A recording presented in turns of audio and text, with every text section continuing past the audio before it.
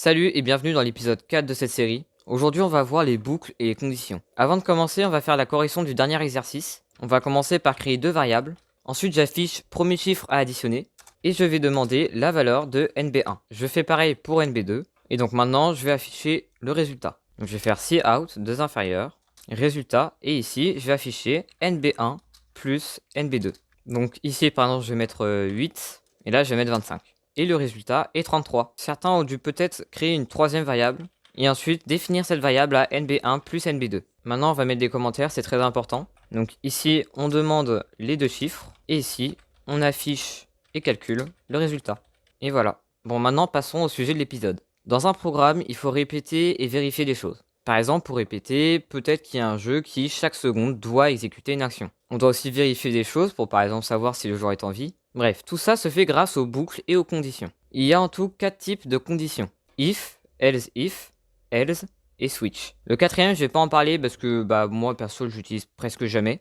Mais vous allez voir que plus tard, on va beaucoup se servir de if et else. If, c'est pour vérifier une condition. Si elle n'est pas respectée, on passe à else if.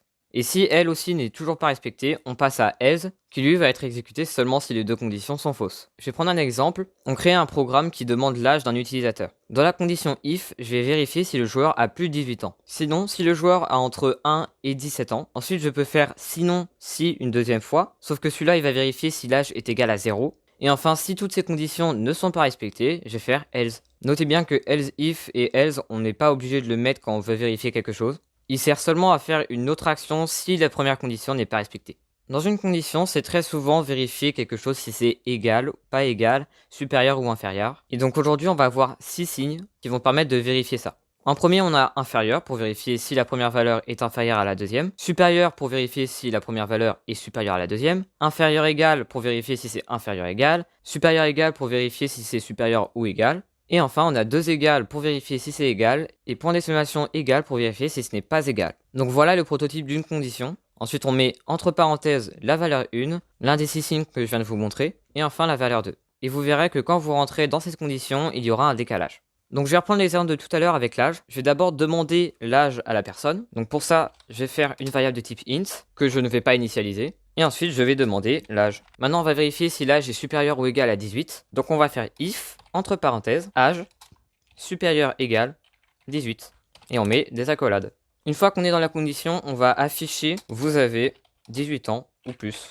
Sinon, si il a entre 1 et 17 ans, donc ici on va faire âge inférieur 18. Et donc là, le problème, c'est qu'on doit vérifier deux conditions en même temps. Et donc pour ça, on va mettre ces signes-là. Quand on veut vérifier plusieurs conditions, ces deux signes-là qui signifient et les deux autres qui signifient ou. Et donc là, je fais âge inférieur 18, ces deux signes-là, et ensuite âge supérieur 0. Là, je viens de vérifier que âge est inférieur à 18 et qu'il est aussi supérieur à 0. Quand on met ces deux signes-là, ça veut dire que les deux conditions doivent être respectées. Si on met ces signes-là, il en faut seulement une des deux, voire les deux carrément. Donc là, je dis qu'on a moins de 18 ans. On va vérifier autre chose, si l'âge est égal à 0. Donc âge, 2 égale 0. Et ensuite, on va faire cout, on va afficher, vous ne pouvez pas avoir 0 ans. Et donc là, peut-être que l'utilisateur va rentrer une valeur négative. Donc si ces trois conditions ne sont pas respectées, on va afficher, vous ne pouvez pas avoir un âge négatif. Donc là, ça me demande mon âge. Si je mets 15, ça met vous avez moins de 18 ans. Si je mets 47, ça met vous avez 18 ans ou plus. Ensuite, si je mets 0, ça met vous ne pouvez pas avoir 0 ans. Et enfin, si je mets moins 4, vous ne pouvez pas avoir un âge négatif. Bon, maintenant, je supprime tout ça. Je vais créer une variable de type bool. Je vais juste l'appeler var et je vais l'attribuer à true. Maintenant, je vais vérifier si var est égal à true. Je vais faire var 2 égale true. Là, on vérifie si la variable est vraie. Mais il y a un petit raccourci. Si on met tout simplement var comme ça, eh bien ça va directement vérifier si la variable est vraie. Donc là j'ai fait un petit programme. Si var est égal à true, ça affiche vrai, sinon ça affiche faux. Quand je lance, ça m'affiche vrai, parce qu'elle est basée sur true. Maintenant on peut vérifier le contraire d'une condition. Donc là par exemple dans cette condition, on peut vérifier si var n'est pas égal à true. Pour faire ça, au début de la condition, on va mettre un point d'exclamation. Bon, maintenant on passe aux boucles. Il y a 3 types de boucles, for, while et do while. For, c'est une boucle qui va se répéter définiment, c'est-à-dire qu'on sait combien de fois elle va se répéter. While et do while, c'est pour faire une boucle qui va être répétée indéfiniment. Donc ça marche à peu près comme les conditions. Je vais créer par exemple une variable qui est égale à 0. Et ici, je vais faire tant que, et entre parenthèses, je vais mettre nb 2 égale à 80. Et là, par exemple, je peux faire nb plus égal 1. Bon, là, on sait à peu près combien de fois on va répéter cette boucle, mais admettons qu'on ne connaisse pas la valeur de nb, eh bien, on ne saura pas vraiment combien de fois il faudra la répéter. D'ailleurs, il y a quelque chose que j'ai oublié de vous dire dans le dernier épisode, c'est l'incrémentation et la décrémentation. L'incrémentation permet de rajouter 1 à une variable, et la décrémentation, c'est pour enlever 1. Pour faire une incrémentation, c'est très simple, on peut faire nb++. Et donc là, ça va rajouter 1 à nb. Pour la décrémentation, c'est nb-. Et là, vous comprenez peut-être mieux pourquoi on a appelé ce langage de C++.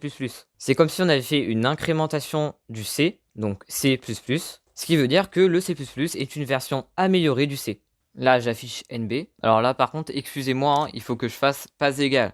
Faut que je vérifie tant que nb ne sera pas égal à 80, voire mieux, tant que nb sera inférieur à 80. Et là, vous voyez que ça met tous les chiffres de 1 à 80. Donc ici, là, je demande la valeur de nb, et donc là, en fait, vous allez voir que si je mets au-dessus de 79, vous allez voir que ça va même pas exécuter une seule fois ce qu'il y a dans la boucle while. Si on veut que cette boucle soit exécutée au moins une fois, je vais supprimer le while, et à la place, je vais mettre do, et ensuite le while, je vais le coller ici. Et cette fois-ci, on met un point virgule. Donc ça veut dire que ces deux lignes-là vont être exécutées au moins une fois avant de vérifier nb inférieur 80. On peut voir maintenant si je mets 95, ça va me faire au moins une fois ce qui s'est passé dans la boucle do while. Bon, maintenant je reprends le code que j'avais mis ici.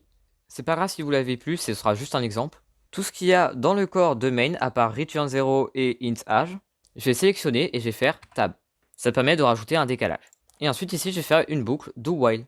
Et en fait là je vais répéter ça tant que le joueur n'aura pas rentré une bonne valeur, c'est-à-dire un âge supérieur à 0. Donc tant que âge sera inférieur ou égal à 0.